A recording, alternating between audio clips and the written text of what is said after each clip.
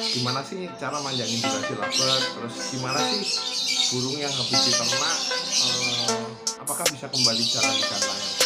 Kadang-kadang ada beberapa orang yang ketakutan, ada beberapa pemikiran yang berkata bahwa burung sudah diternak itu nggak bisa kembali.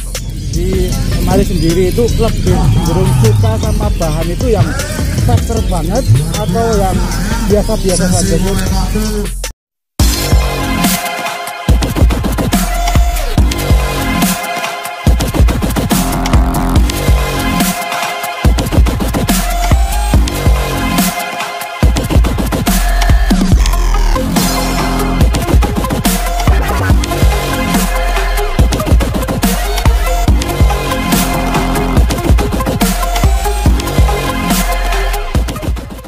Sahabat Excellent, selamat berjumpa kembali di Excellent Bird. Hari ini saya pengen membahas, karena lama nggak ngevlog nih, berapa hari, 5 hari, saya pengen membahas tentang gimana sih cara manjangin durasi lovebird, terus gimana sih burung yang habis diternak apakah bisa kembali jalan di kandangan. Kadang-kadang ada beberapa orang yang ketakutan, ada beberapa pemikiran yang berkata bahwa burung sudah diternak itu nggak bisa kembali top form. Itu yang ada salah satu pertanyaan di channel kebetulan yang menarik hati saya, menggugah hati saya untuk ngulik itu. Oke, kembali lagi saya mohon bantuannya, mohon dukungannya teman-teman supaya saya terus dapat berbagi untuk teman-teman sehingga channel ini dapat berguna dan bermanfaat buat banyak orang, berkah buat banyak orang. Intinya itu saja sih saya kenapa saya buat channel ini. Jadi yuk teman-teman simak, tolong jangan di skip, tetap subscribe, like, dan nyalakan loncengnya. Oke ya.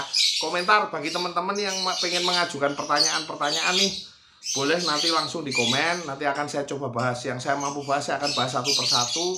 Yang mungkin belum terbahas ya mohon maaf, nanti satu persatu akan saya bahas ya. Tetap komen, saya tunggu komennya, saya tunggu apa sih yang mau dibahas, sehingga nanti saya bisa sampaikan banyak hal untuk teman-teman. Apa aja. Yuk kita bahas dulu tentang cara mengembalikan lovebird. Apakah burung lovebird yang habis diternak bisa kembali top form seperti dulu lagi? Bisa, karena saya sudah mengalami beberapa hal. Terus bagaimana caranya? Oke, kita bahas ya. Jadi gini teman-teman, saya dulu pernah mengalami banyak hal dan saya sering lihat burung-burung yang dalam arti dulu awalnya zaman vector, terutama ya zaman vector dulu awalnya burung itu udah prestasi bagus nih, bahkan udah sempat tawaran tinggi, terus dia OB, dia mungkin cabul atau pokoknya OB lah, terus dia apa nggak jalan lagi di lapangan, kan teman-teman kebingungan. Dan saya sering dulu kalau ngevlog di zamannya Om Agus. Halo Om Agus, Om Agus aja ini teman baik saya yang ngajari saya di YouTube nih. Mungkin dulu di channelnya Om Agus, di channel saya juga sudah saya sering bahas bahwa gimana sih caranya mengembalikan top form lovebird yang sudah goyang atau over birahi atau gimana. Saya biasanya ternak dulu teman-teman, saya ternak dulu. Ada yang mungkin karena kita waktunya nggak bisa bagi, saya ternak sampai dia punya anak. Ada yang saya hanya mengondisikan saja untuk buang telur. Jadi sering sudah dibahas sih, jadi daripada kepanjangan saya bahas itu. Intinya kalau buang telur itu untuk nyetabilin birahinya lagi. Jadi gini, konsepnya begini, ketika burung lovebird di posisi birahi tinggi, dia ditelurkan, terus dalam posisi ngeram, biasanya tuh birahinya itu dalam kondisi netral atau nol, atau dibilang nol enggak sih ya, tapi netral lah, dalam kondisi bagus. Kenapa kok seperti itu? Bahkan ketika si jantan ini saya bahas betina ya, rata-rata betina, jantan pun hampir sama sih sebenarnya, cuman biasanya kalau betina kan susah kan teman-teman, kan dari kalau ngontrol birahi betina susah. Ini saya bahas, biasanya kalau betina dibuang telur, dia posisi ngeram, jantan minta kawin birahinya kayak apapun, kadang-kadang betina itu nggak mau kasih. Karena betina sendiri tidak kondisi birahi, dia fokus ke telurnya lah. Kondisi itulah yang kita jadikan batu loncatan untuk kita. Dia fokusnya ngeram ke telur, jadi dia nggak akan birahi. Apalagi dia fokus ngoloh ya, kecuali udah waktunya memang anaknya mau lepas sapeh, dia biasanya birahi.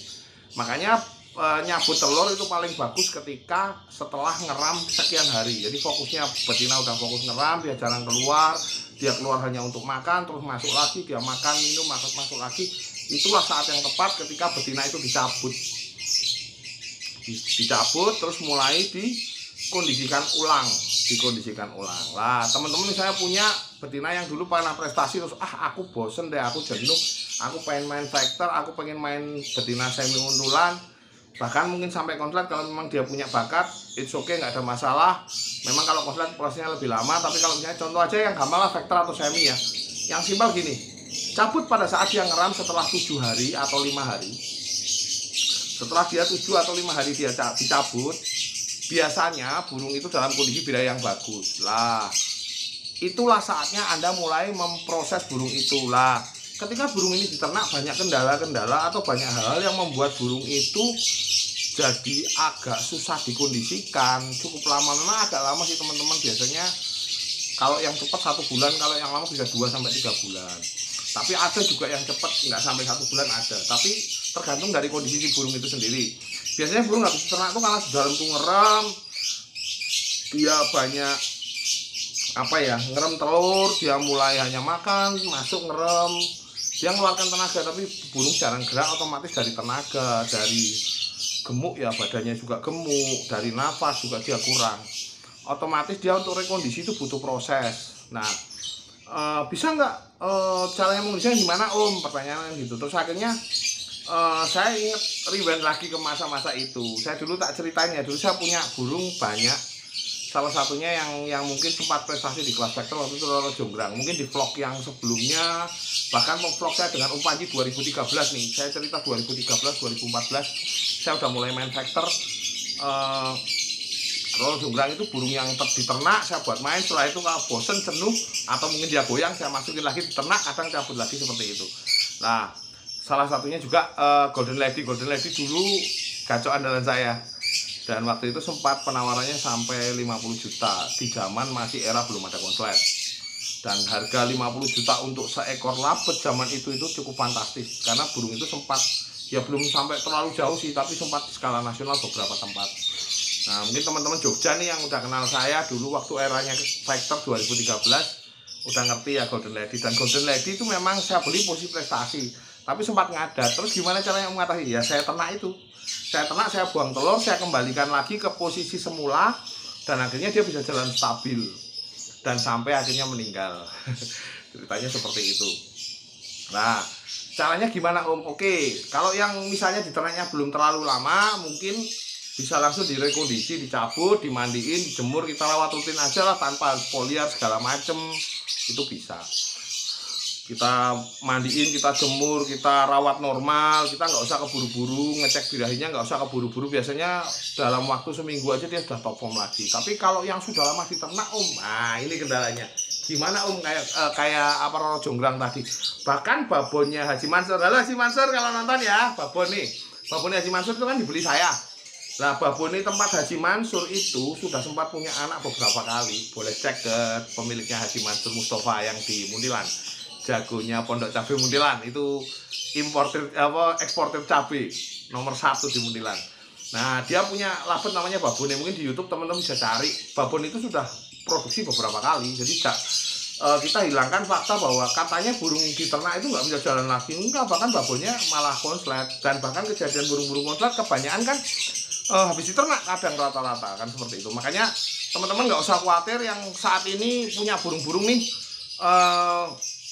burung-burung yang habis diternak dulu prestasi gimana Om, aku pengen main lagi nih, ayo kembalikan lagi, ayo kita bisa olah lagi, nggak usah khawatir. Nah, kalau yang untuk diternak lama gimana caranya? Ya gini Om, teman-teman, jadi mungkin bisa cara difoliar sesaat, wis nggak harus foliar itu nggak 100% penting, tapi cukup penting untuk burung-burung yang seperti ini terutama.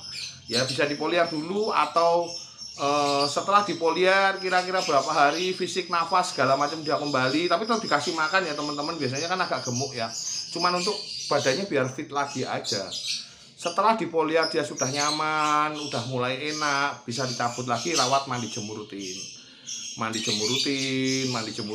Mungkin salah satunya selain foliar, mandi jemur, kita bisa mulai melakukan pengembunan. Nah, kalau di tempat saya kebetulan kalau dulu nggarap burung factor, bahkan sampai sekarang pun mungkin beberapa burung saya taruh di halaman yang ada di luar tempat supaya dia kena embun pagi, embun malam. Tujuannya apa? Supaya menyetabilin birahi. Jadi teman-teman bisa praktek sih, sebenarnya enak burung itu ditaruh di luar rumah sebenarnya, karena dengan kena embun pagi, embun malam itu pengaruhnya besar ke burung. Itu boleh dicek dan boleh dipraktekkan. Jadi nggak cuma katanya, tapi ini saya membuktikan nggak cuma 1-2 burung tapi puluhan burung, karena saya dulu jual factor itu cukup banyak teman-teman, bahkan 10, 15, 20, 30 itu factor, zaman era factor gitu ada beberapa banyak, cukup banyak, dan itu teorinya hampir sama. Jadi teman-teman yang senang main factor nih bisa dicoba. Embun itu cukup penting menurut saya cukup penting, walaupun tidak harus setelah dia dikondisikan tidak harus diembun sih, tapi kalau memang teman ada waktu lebih bagus lagi diembun, karena dulu saya garap rata-rata di luar rumah, jadi ada toko di tengah-tengah itu ada ruangan terbuka, saya taruh di situ rata-rata burungnya. Nah terus setelah pengembunan saya bawa ke PA lagi nih teman-teman, karena saya agak lupa, takutnya nggak bisa melebar ya. Umbaran pakannya untuk burung-burung yang habis diternak, karena dia biasanya cenderung pakan campur ya, takut birahinya cepat banget naik, gizinya terlalu tinggi, mendingan dipolosin dulu, nggak usah mikirin naikinnya nanti bertahap. Kalau memang dia lama banget gacornya bisa dinaikkan, jadi tetap kontrol birahinya. Salah satunya juga kontrol birahi, itu bisa membuat burung itu kembali topom. Terus kerodong, nah ini mungkin Haji Mansur juga sama nih, dulu Babon sempat di kerodong lama. Di tempat saya juga biasanya saya kalau Haji Mansur mungkin kerodongnya full ya seharian, saya pernah dengar dan pernah sharing-sharing sama Haji Mansur. Nanti suatu saat kita buat vlog sama Haji Mansur. Nah saya biasanya ngerodongnya di malam hari aja, pagi sampai malam itu biasanya saya kerodong, malam baru saya kerodong. Kalau saya seperti itu, tapi ada beberapa teman juga yang ternyata dengan kerodong full untuk memulihkan durasi dulu di awal itu bagus. Nah di kerodong full bisa. Terus salah satu hal yang menurut saya paling penting, mungkin teman-teman nggak memperhatikan, ini penting banget menurut saya. Burung kalau dia nggak punya burung banyak nih teman-teman, nggak punya burung banyak, bisa pakai MP3 untuk dimaster, atau pakai apa aja deh untuk memaster burung. Karena kalau burungnya banyak dan sudah durasi panjang-panjang di sekitar itu, untuk memulihkan burung yang habis diternak itu cukup cepat. Efeknya ada, efeknya balik lagi ke pemicu. Burung itu butuh pemicu untuk gacor. Ketika dia berisik, burung lovebird itu paling senang. Jadi teman-teman bisa pakai cara itu untuk memaster burung dengan mungkin ada burung-burung yang durasi panjang kayak di sini nih, kayak semua kayak gitu ya. Jadi tiap hari itu burung di tempat kita kenapa kok panjang-panjang, karena tiap hari itu disekat-sekat ini pada ngekek semua. Otomatis dia saling memaster gitu loh. Jadi teman-teman bisa gunakan burung hidup ataupun MP3. Kalau memang teman-teman di rumahnya ini hanya sedikit, gimana sih kok nggak panjang-panjang, teman-teman bisa pakai burung hidup atau MP3. Bahkan untuk paut pun sama. Jadi dulu ada cerita kayak gini, mungkin Om Adit ya, Om Adit Muntilan yang dulu sering titip burung ke Haji Mansur. Dia cerita seperti ini teman-teman, ini buat pengalaman aja, bagi pengalaman sedikit tambahan terakhir sebelum kita tutup. Jadi dulu Om Adit Muntilan itu punya satu burung terah. Saya dulu ngambil satu burung terahnya namanya Jito.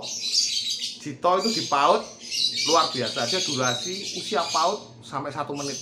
Mungkin teman-teman Jogja tahu Jito itu kayak apa, bahkan di Soeharto Cup dia juara 2. Di event-event nasional kalau laberan dia sudah sering satu sudah sering banget. Nah jedanya rapat, durasinya panjang. Paut itu ceritanya gini, itu dari tempatnya Om Dit ini dia ngomong, dia cerita kalau di rumahnya itu burung saya pendek-pendek. Jadi semua cetakan hari terahnya yang itu keluarnya pendek-pendek, paling 15-20 detik. Tapi kok setelah burung-burungnya mulai diambil sama Ipin, perawatnya Haji Mansur, di rumahnya Haji Mansur, kok jadi panjang-panjang. Bahkan paut aja 40 detik, 30 detik up itu sudah sering banget terjadi. Dan waktu itu Jito itu proses saya beli di tempatnya Haji Mansur. Jito itu ceritanya saya pas sering main ke sana, duduk di sana, lihat Jito itu ngajak panjang-panjang dan rajin ngedul, posisi di tempel-tempel burung. Tapi posisinya burung itu cacat, ada sedikit luka di matanya yang aku lihat burung ini prospek sayangnya ada luka. Terus aku tanya sama dia, loh mas, burung itu dulu burung itu tuh punya Mas Adit toh? Iya punya Mas Adit. Mas Adit juga bilang itu punya Mas Adit, mau dijual 1 juta katanya. Zaman itu paut masih mahal sih, masih mahal banget, nggak kayak sekarang mobilan murah banget ya. Aku berharap bisa kembali, yuk kita bangkitkan harga lovebird lagi. Nah waktu itu tuh ceritanya aku tanya sama Ipin ya mau dijual berapa, mau dijual 1 juta. Terus aku tanya sama Adit, itu burungnya terahnya jenengan toh? Iya nggak tahu sih, setelah dulu di tempat saya tuh nggak ada terahnya itu tuh keluar angka 40 detik, waktu itu cuma 35 detik awal berapa waktu pertama saya ngambil loh. Belum kegantangan nih, belum jalan kegantangan, dia masih paut gitu aja, 2,5 bulan, 3 bulan. 3 bulan setengah kalau nggak salah saya ngambil tuh, 3 bulan setengah. Nggak lama sih, 3 bulan setengah dia langsung moncar.